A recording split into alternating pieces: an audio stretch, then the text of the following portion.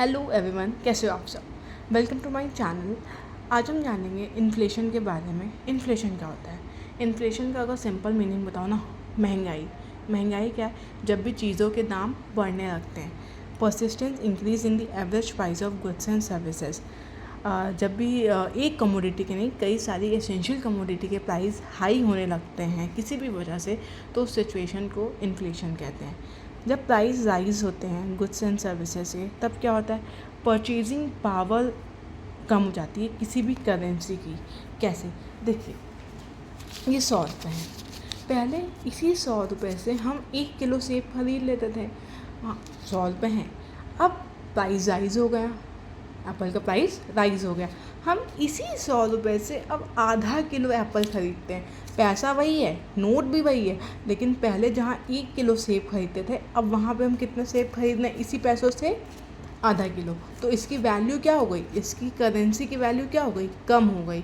तो जब करेंसी की परचेजिंग पावर, खरीदने की कैपेबिलिटी किसी भी नोट की कम हो जाती है, तो उस सिचुएशन में मतलब कैसे कम हो जाती है? इन्फ्लेशन की वजह से कम हो जाती है, क्योंकि चीज़ें महंगी हो गई हैं।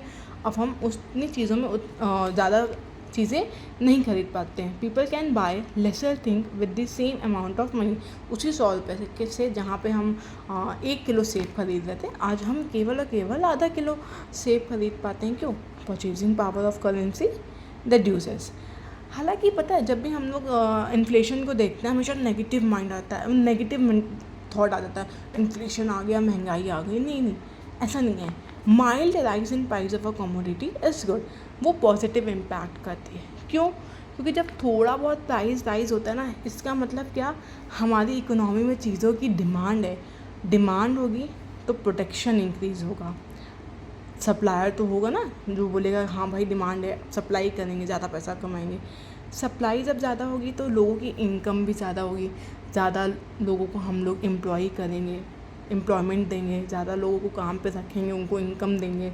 इनकम जो ज़्यादा से ज़्यादा प्रॉफिट अर्न करेगा, वो फिर से अपने बिज़नेस को बढ़ाने के लिए कैपिटल इन्वेस्ट करेगा। कैपिटल फॉर्मेशन होगा। जब कैपिटल फॉर्मेशन होगा तो इकोनॉमिक ग्रोथ होगी कि नहीं होगी। और दूसरी चीज़, कोई भी इंसान डिमांड कब करेगा? जब उसके पास पैसा होगा कि नहीं होगा। इकोनॉमिक ग्रोथ हो रही है ना, तो थोड़ा बहुत इंक्रीज इन्फ्लेशन चीज़ों के दाम में होना इज़ पॉजिटिव। वैसे तो हमारी गवर्नमेंट ने माना 4 + -2 राइज हो सकता है, मतलब 6 तक इन्फ्लेशन पॉजिटिव माना जाता है। उसके बाद इन्फ्लेशन नेगेटिव का रूप ले लेता है।